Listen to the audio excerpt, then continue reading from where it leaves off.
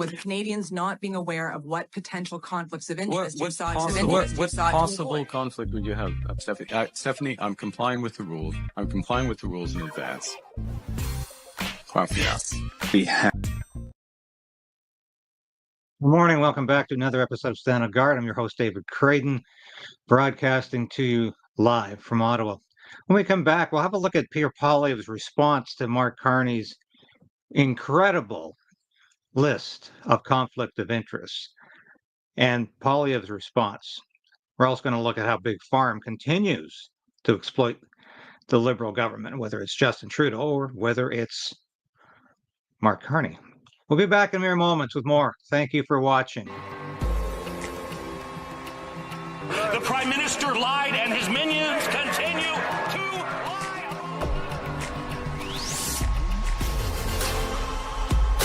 We need political change. But we also need to resolve to resist.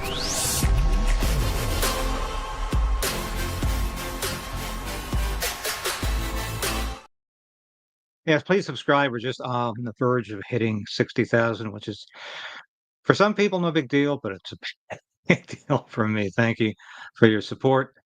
And share this program with your friends and family.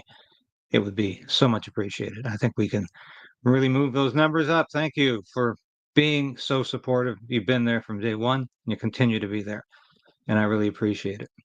So having a look at your comments later today, because we will be following the appeal in court today from the Universal Ostrich Farm. I was not able to get out this morning to be there. It's on right now.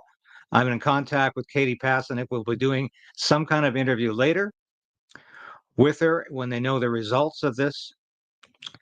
And all I can say is bear with me. This probably will be either a show this afternoon or part of tomorrow's show, but we are watching this.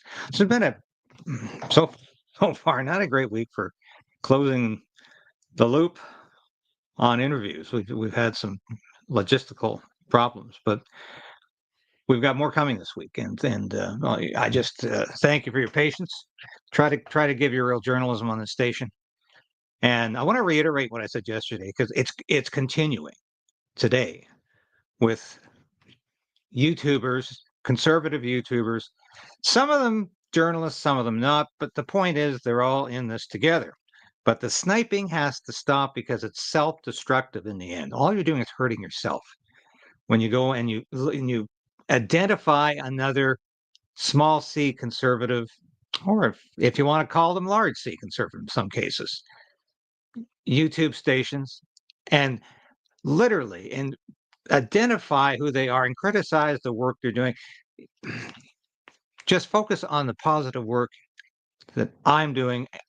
That's what I need to do, and that's what I think everybody out there in this independent realm, this independent media, needs to do. Now, before we get to Poilievre's response to Mark Carney's incredible issue here, and as I said yesterday, and I've got a piece coming up in Blaze Media today, as well as a Substack piece explaining what Mark Carney is really all about here.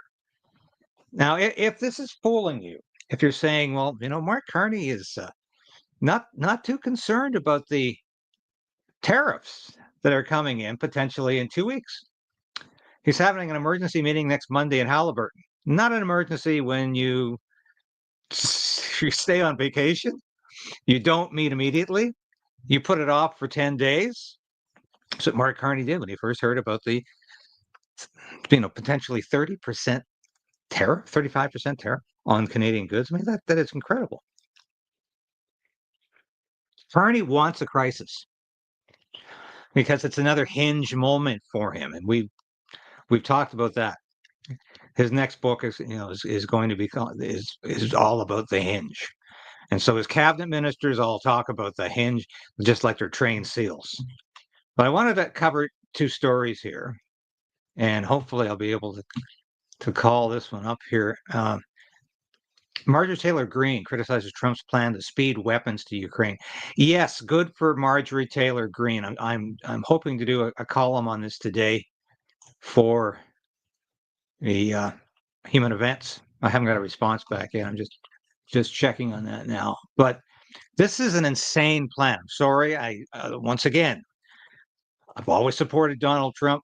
I think he needs to do something real fast about these Epstein file questions, because every major MAGA YouTuber, every major Republican supporting YouTuber, including people like Benny Johnson, who are very loyal to Donald Trump, are saying you've got to do something. Benny's calling it tough love. And as I've said before, I know Benny from his Daily Caller days. We both worked there at the same time. He was always quite a character, and he's got a huge audience today on YouTube. And God bless him for the work he's doing and for the success he's having.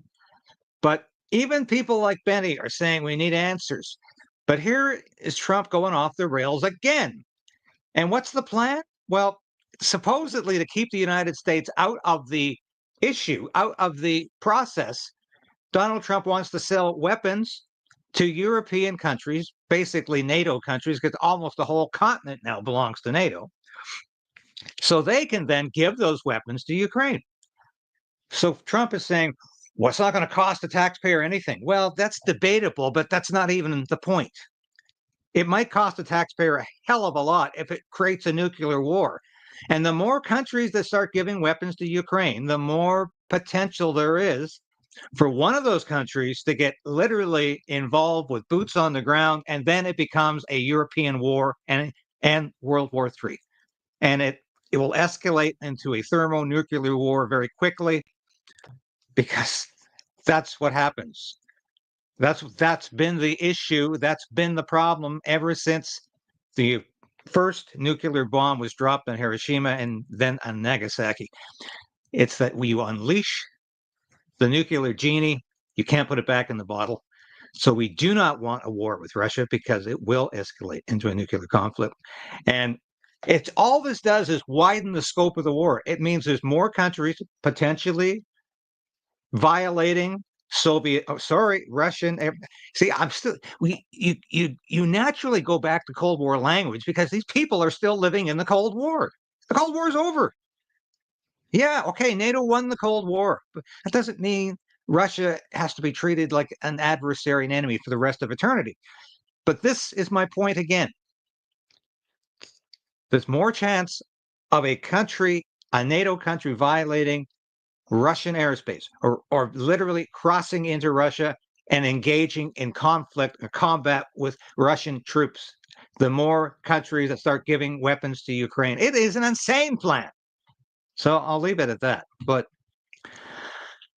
all I can say is I'm extremely disappointed again in Donald Trump making this decision. But there's so many weird pieces of news today. I woke up and looked at the news clips and said, my God, there's just so much happening that is difficult. Now, this is one from the Western Standard, where I used to work. I used to write a daily column there. Carney Liberals to spend $330,000 on an artificial, nearly NHL-sized rink for Rito Hall. So Mark Carney, the Governor General, and the Liberal cabinet are going to have their own little skating rink. No, big, huge skating rink. This is absolutely insane. I'm going to see if I can call this up here. And we will see if I can share the screen. Yeah, we can. All right, let's have a look at the story, because this is absolutely fascinating. And Prime Minister Mark Carney's Liberals are spending $350,000 on an artificial ice rink, despite Carney's promise of a government-wide austerity drive to spend less. Records obtained by Blacklock's reporters show the sole source contract is set to be signed on July 28th. And it's sole sourced. What do you bet? There's a connection there. As contractors notice, a contractor's notice said a refrigerated ice system for Rito Hall. Refrigerated ice system will be installed outside the Governor General's official residence. The rink is nearly regulation NHL size, 170 by 67 feet at a cost of $330,073 with federal tax. The National Capital Commission has a requirement for cooling maps and all their components to provide a refrigerated ice service, said an advanced contract notice. The requirements consist of supply, installation, removal, and storage preparation, including training for in-house staff. Wow. You know, that, would you believe? Yes, I would believe it. Only in Carney's Canada. And this is what we're going to be faced with increasingly. Carney's Canada, the insanity of Carney saying, find areas in your departments to cut spending so I can spend more. Because this is a completely PMO-centric government. This is a prime minister's office-centric government. It's government behind closed doors by Mark Carney.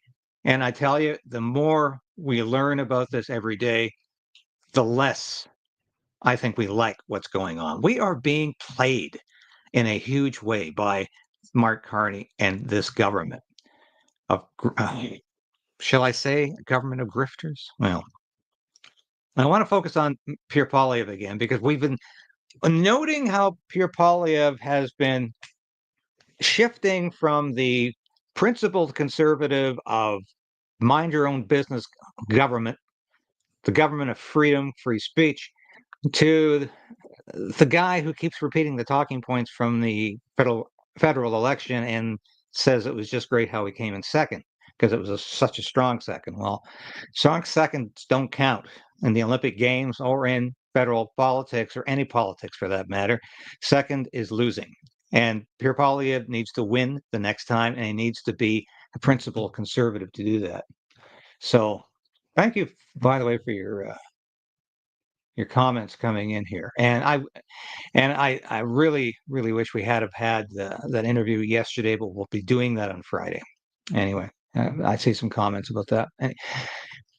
Getting to it, and that's all we can do. But let's have a listen to what Pierre Poilievre said at a news conference yesterday about Mark Carney's conflict of interest. He's saying, sell them. Sell it off, Mark Carney. We can't trust you because this screen is pretty porous. And it's open to violation. It's open to abuse. And I think Poilievre says this quite clearly. To be here today, once again, reiterating that our purpose as conservatives is to restore the promise of Canada that anyone who works hard can get a good, affordable life in a nice house on a safe street, that your success is determined by your hard work, not by government favoritism, that this is a meritocracy, not an aristocracy, where the government works for the working class, for the seniors, and for everyday people who build this country every single day. And that can only happen if the Prime Minister is focused on the public interest rather than on private interests. On Friday, we finally got a look at the Prime Minister's many financial interests that he kept carefully hidden throughout the election and about which he told numerous falsehoods during that same campaign. And so these are what the revelations tell us. One, that Mr. Carney was not upfront or honest with Canadians during the election. He made numerous false statements he would have known were false when he made them. Two, there is a cornucopia of conflicts of interest in these investments, like we have never seen before from a Canadian Prime Minister. Let me go through and document all of these claims one by one. First of all, during the election campaign, Mr. Carney said, and I quote, "I own nothing but cash and personal real estate, and that's not going to change in public life." Well, it turns out, while he said that, he knowingly owned 574 stocks and deferred profits and stock options in Brookfield and other companies. So it was patently and now provably false for him to say he owned nothing but cash and real estate. Two, my assets are now in a blind trust, so I don't know what exactly is in there. That too is false. He must have known what was in that blind trust because he was the one that filled out the paperwork for the Ethics Commissioner to report those holdings. So he knew exactly what was in his blind trust, and he just did not want Canadians to know before they went to the polls. Finally, he said, and I quote, "I do not have a connection with Brookfield Asset Management." Well, it turns out that he has continuing stock options and deferred share units in Brookfield Asset Management, and these options cannot be. Pause it for a second there. I want to have a look at this comment from, all right, why am I not seeing this here? Sold, or at least not call him easily, a liar and call for we his have no reason resignation. to believe they have. It's simple. You're not tough enough. I would tend to agree with that analysis. He does need to get tougher with Mark Carney. And it's not going to hurt him because right now, as I reiterated, he's not running for election, for federal election. He's not running for prime minister right now. And he's not likely to be at least for another year. If this minority government happens to fall, and is even unlikely that's going to happen at this point. But he needs to stay leader of the Conservative Party of Canada, and he needs to do that by being as tough with Mark Carney as possible. So when he said that he had no connection to Brookfield, he was stating a patent falsehood. Now, why should we care? Why should Canadians care about this? Well, Mr. Carney has shown in the past his willingness to use his political connections in order to profit himself. For example, he said, let me see here, he gave public endorsement of Westinghouse in the leaders' debate. Westinghouse is a nuclear energy company which Brookfield is invested in. He has announced he's going to spend billions of dollars on modular homes. Brookfield is invested in modular homes. He says he wants to subsidize heat pumps. Brookfield is invested in heat pumps. He says that jet fuel, in the past he has said that he helped influence regulatory changes forcing aviation companies to buy certain kinds of jet fuel that one of his companies was invested in, so that air passengers have to pay more for their airline ticket to subsidize this specialty jet fuel that profits a company in which Mr. Carney had a financial interest. And the list of potential conflicts goes on and on. How can he possibly be involved in developing a budget when all the tax policies could impact on his investments directly or indirectly? How could he address things like competition policy when his companies might be impacted? Then there's, for example, the digital services tax.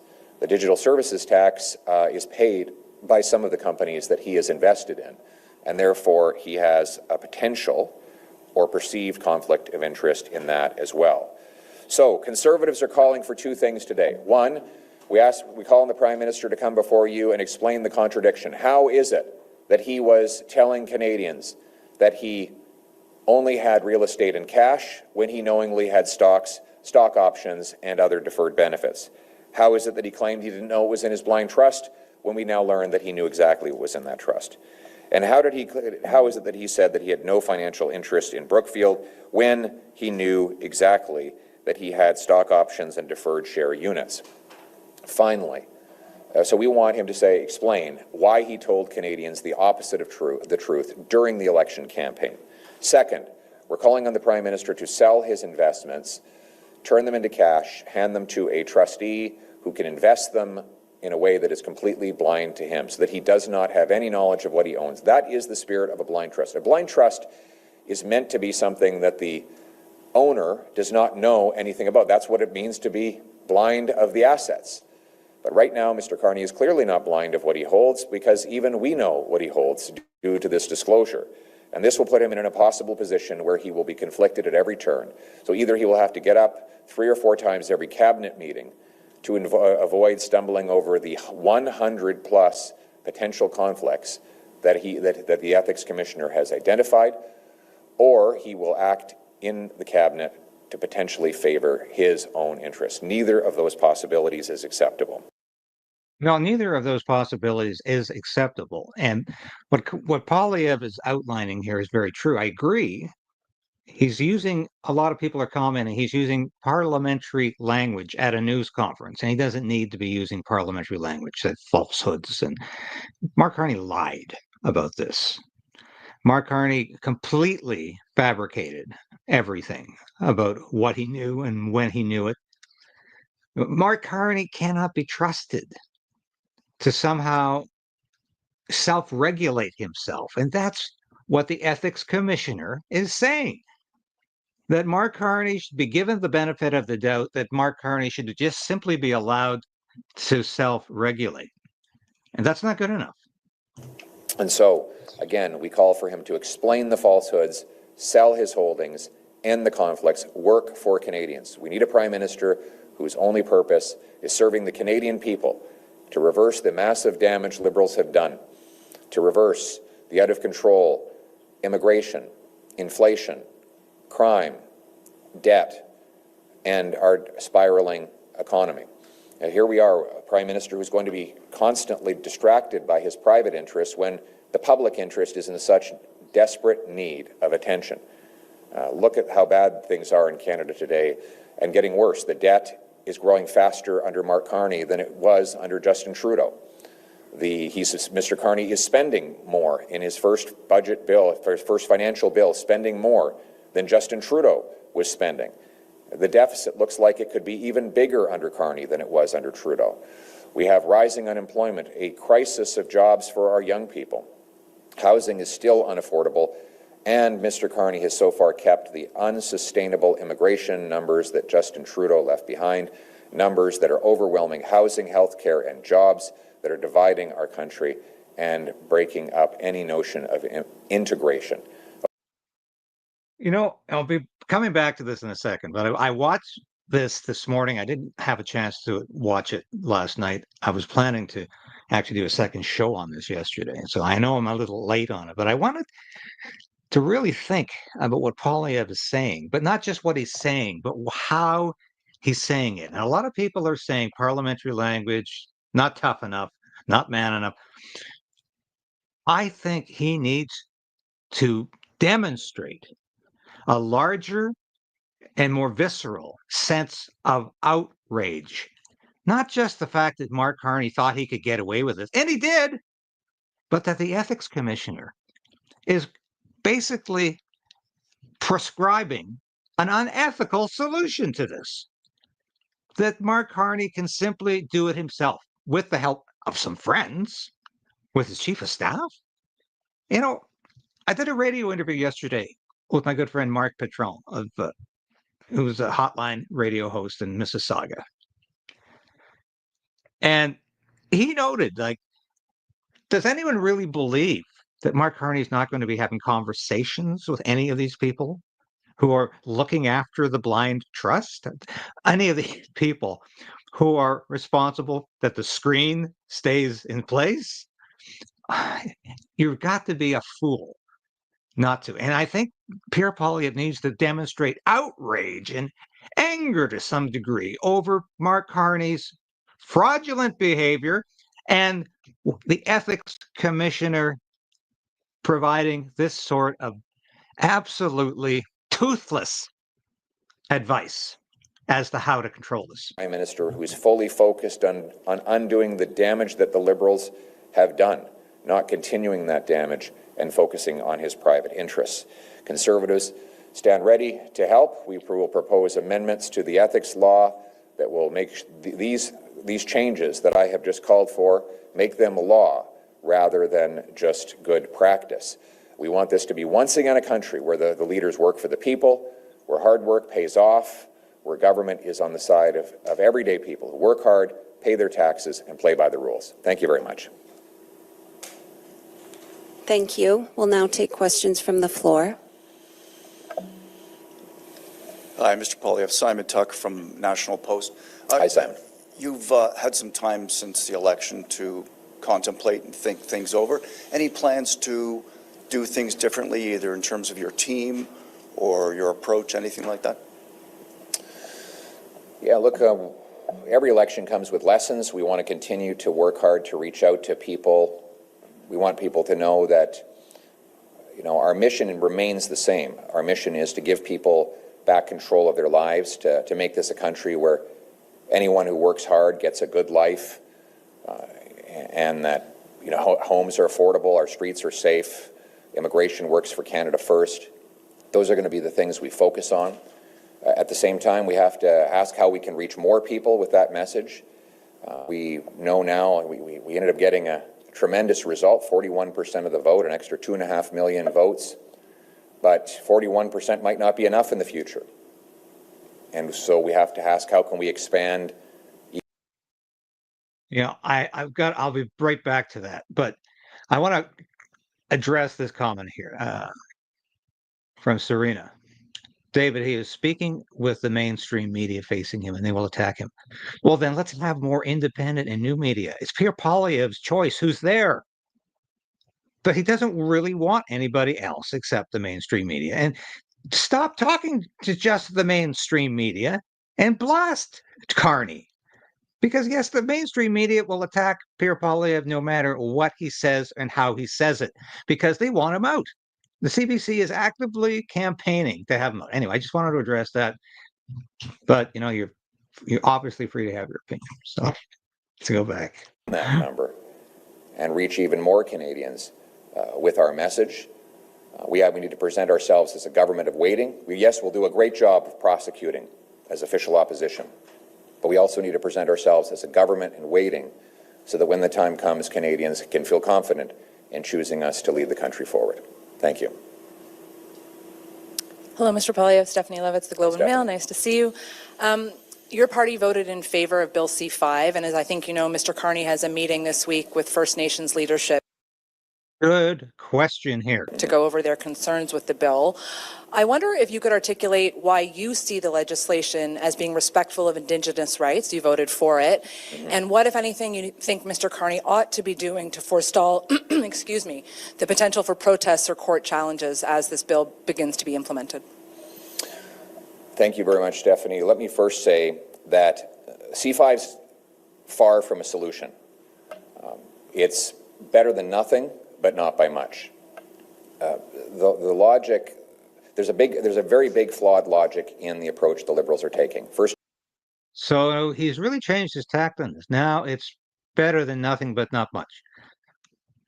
But he's not looking at how it could be worse than nothing, because it aggrandizes Mark Carney's power over Parliament, over decision making, and over all of these projects, and he's not addressing that at all. Put in terrible laws that block development.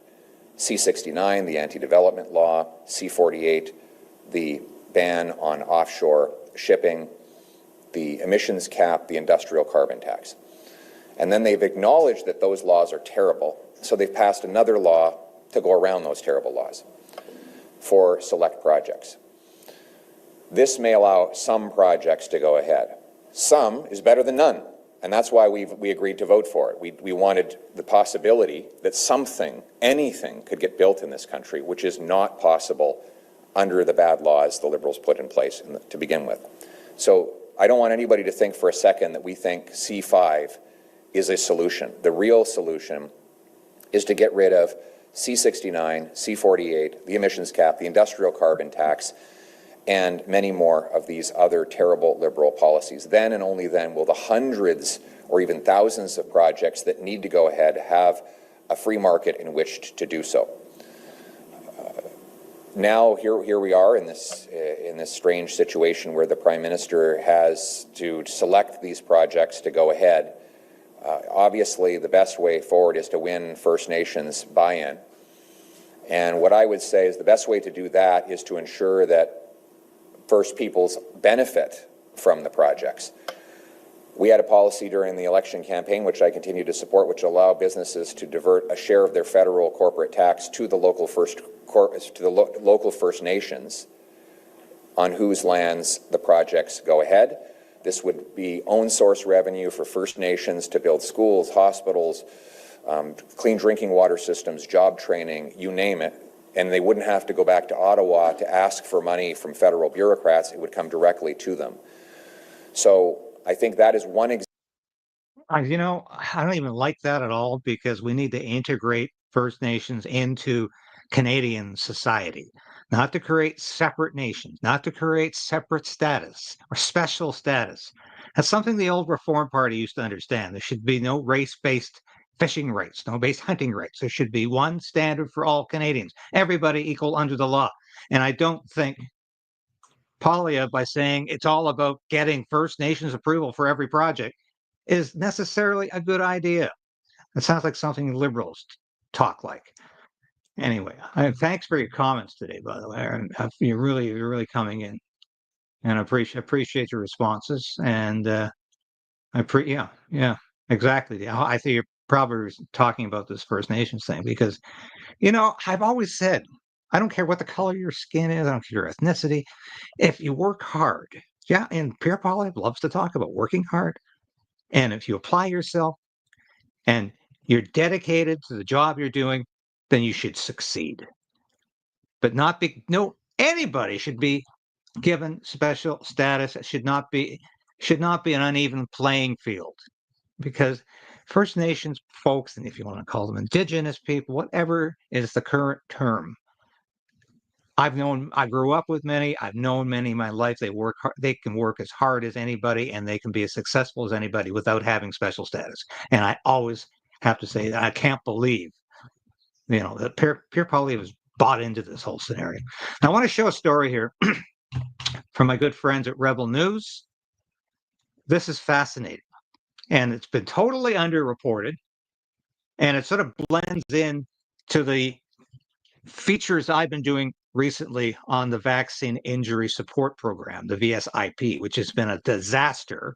And we will have Kayla Pollack on the show to talk about her personal experience with the Vaccine Injury Support Program. It doesn't support anybody except the consultants and the contractor that got the contract to supposedly carry through with the job, but they're not. As some people have said, it's a frat house. It's a frat house on the Rito. And that's what it is. But here's a very good report from Rebel News. These contracts keep flowing. Well, just follow the money to the well-connected liberals who've been cashing in since pandemic. Let's start at the beginning. All right. While most provinces have shut down their COVID booster programs, the Carney Liberals are still shoveling taxpayer dollars into Big Pharma's bottom line, this time with new federal contracts with Pfizer and Moderna, quietly awarded on July 8th, with no price tag, no press release, and of course, no questions asked. Procurement records show 2 fresh contract awards, to Moderna and to Pfizer Canada. Now, the government didn't disclose how much these new contracts are worth. It's just a vague awarded stamp and then basically silence. No debate in Parliament, no questions, no scrutiny of whether they're even needed. But here's the part they really hope Canadians won't notice.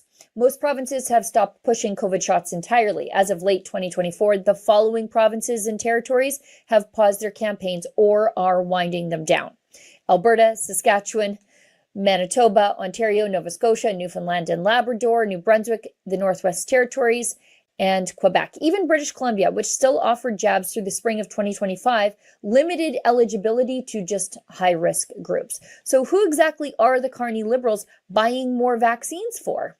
I think it's for their friends. If you want to know why these contracts keep flowing, well, just follow the money to the well-connected Liberals who've been cashing in since pandemic day one. There's Frank Baylis, the former Liberal MP, landed a $237 million ventilator contract, and most of the ventilators were never used. Then there's Sheila Copps, former Deputy Prime Minister, suing the gall of this woman for $100 million, claiming she was promised a commission on a $2 billion rapid test contract while not registering as a lobbyist.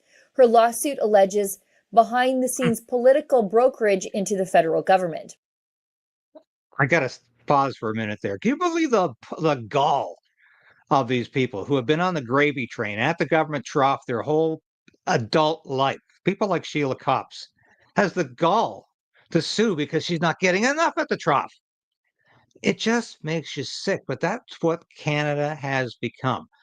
And this is why I say when I see Pierre Poilievre acting like the perfect gentleman, that yes, Mr. Carney's produced a few falsehoods here, and he needs to come clean, and he needs to sell his assets. This country is in the wastebasket. I'm sorry. And if you really want to get Canadians energized, stop being so damn polite and kind to Mark Carney. This man is an international grifter. Poilievre called him that one time during the federal campaign. He should have been saying it every day, because clearly the message was not getting through to a lot of people in their 60s and 70s who think Mark Carney is the savior of Canada, who really think Mark Carney's not going to take away the equity in they're not going to tax the equity in their home. You bet he is. And that's coming down the line, folks. Then there's Randy Boissonnault, former Trudeau cabinet minister. He co-founded Global Health Imports with a very odd-looking partner. It was a PPE firm that secured millions in pandemic contracts. The company is now banned from federal contracting until 2030 after lawsuits and a series of scandals exposed an absolute ethics disaster. There's Anita Anand's inner circle too. The former procurement minister's husband had business ties to firms that scored hundreds of millions of dollars in COVID-related deals. Anand denies involvement, but the stench of insider benefit remains. Then there are the pharma lobbyists. Pfizer and Moderna lobbyists met with Trudeau and Freeland over a dozen times. Industry Minister Francois-Philippe Champagne's department logged 15 meetings with pharma reps. Result, well, billions in subsidies, redacted contracts, and bulletproof indemnity for manufacturers against the harm they potentially inflicted on Canadians strong-armed into vaccines they didn't want. Meanwhile, injured Canadians are still left in the cold. If you were harmed by one of these experimental products, good luck getting help. Canada's Vaccine Injury Support Program is a bureaucratic nightmare, underfunded, opaque, and designed to protect the manufacturers and the government more than the victims. Doctors trying to file claims on behalf of their patients are being rejected outright, and most applicants are denied or stalled for years. Oh, and 60% of the money involved in all of this is going to consultants. As our Tamara Ugolini previously reported at Rebel News, Global News only acknowledged these issues after years of ignoring them. And now, the same media outlets that peddled panic and demanded your compliance are silent as Big Pharma continues to cash in. There's no demand, no transparency, no compassion, just, well, more contracts. Let's not forget, investigations have revealed that Canada has already wasted nearly $1 billion on expired or unused COVID doses. Massive stockpiles were over-ordered, under-distributed, and largely unwanted. And yet we are, here again, new contracts signed, no accountability, and, well, no support for those who were harmed by these products. So why is Ottawa still spending like it's 2021? Are they planning another wave of coercion in the fall? Offloading the extras to foreign governments, or just making sure their pharmaceutical partners stay flush ahead of another potential election? We will file fresh access to information requests to find out the costs of these new contracts. Yeah, thank you, Sheila Gunnery. Excellent report as always. And thank you to our friends at Rebel News, including owner and publisher Ezra Levant. Good friend. He's been on the show. Got to get him back on the show. Talk about some issues. And we all need to support each other and work in tandem, because believe me, that the enemy is the mainstream media in many cases and the Liberal government. And sometimes it's even the official opposition. We've got to get the points across. But Sheila was talking about, is there another disaster coming in the fall? Is there another catastrophe? Is there another crisis? Oh, don't put it past Mark Carney. He warned us during the Liberal leadership campaign that he'd find an excuse to use emergency powers to get his policies through. He's already working his way there with, in some cases, the full support of the official opposition and the other parties in the House of Commons. So do not be deceived, is all I can say. You know, that's a great adage from Scripture. Be not deceived. God will not be mocked. Whatsoever you sow, you shall reap. So there's judgment eventually for these people. But we can bring some judgment a bit faster. With looking at some reports today. Now, actually, let me get back to you on this in a minute. I haven't shown the store in that last couple of days, and I need to do that. But when I come back, I want to talk about some incredible news that I've just discovered about banks, foreclosures, and mortgage refusals. And we're going to be talking about that tomorrow. But here's a sneak preview when we come back.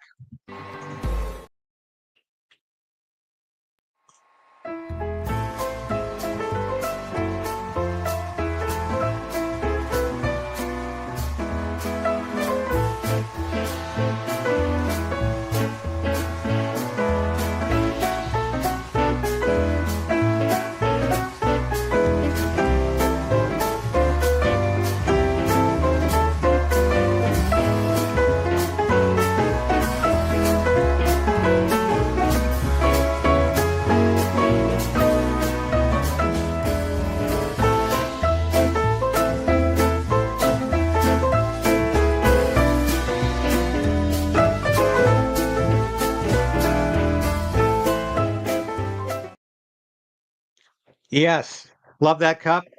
I'm in nobody's pocket. But tomorrow we've got the Freedom Banker from Alberta on the show again. This is the guy who was on a couple of months ago who talked about, and this is actually the highest watched show I've had this year. And I didn't even notice it until about a couple of weeks later. The numbers kept rising and rising. This is the banker who says that Carney wants to devalue not just the US dollar, but the Canadian dollar, and for the benefit of his European friends.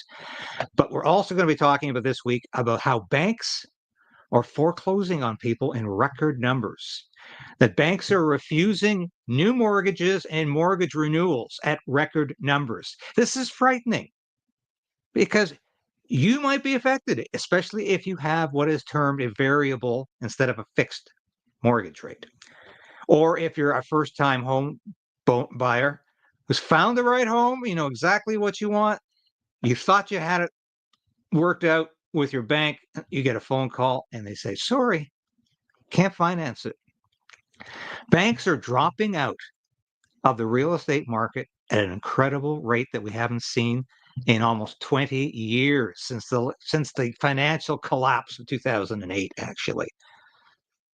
So if you think things are going to somehow be manageable under banker Mark Carney, think again. And I think this audience is intelligent, smart, and perspicacious enough to understand that. Mark Carney is engineering the crisis. It's not that he's powerless and defenseless. He is deliberately creating this crisis. And the banks are responding because they know what's coming. They know catastrophe is on the horizon. And Mark Carney wants to drag us into the European Union. He wants to drag us into a third world war. And by the way, there was a story out the other day in what was it, the National Post or the Globe and Mail, saying that more Canadians than ever are willing to serve in a war. What war? How incredibly stupid is that? Obviously, everybody has been demonizing, large sectors of government have been demonizing Russia. That's who we're always told is going to be the enemy. But of course, we've got lots of enemies now. China is the enemy. The United States is the enemy. So Mark Carney is actually thinking about how Canada could get into a war, which seems now to be inevitable. Well, that's insanity because a war is never inevitable. And it should never be inevitable because when it occurs, your society changes irreparably and irreversibly. You don't get it back.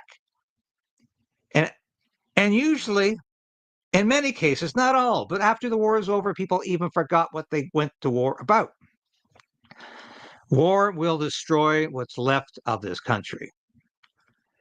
We don't want to get into another war, especially when that war will escalate into a nuclear confrontation very, very quickly. So if there's enough idiots out there who say, yeah, I can't wait to serve in a war, I can't wait to it's actually the younger people, the ones who you would have to serve in the war.